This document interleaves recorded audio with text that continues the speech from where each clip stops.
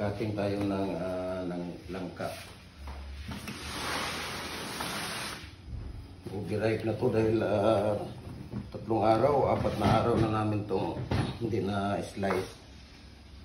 Galing ito kay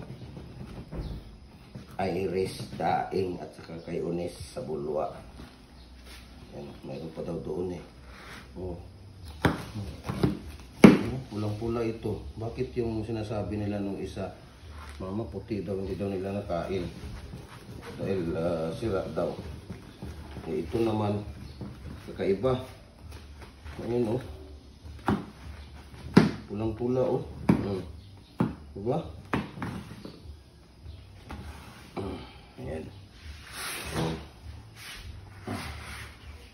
Mula. Magkala natin ng tawag dito tissue yung kilid-kilid para mawala yung tawag dito yung tagok niya.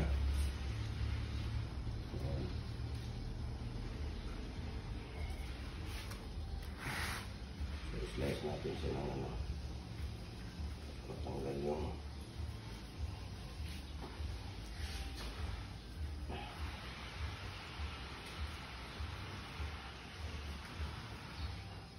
kasira na siya kasi overripe na. Ano, overripe na oh.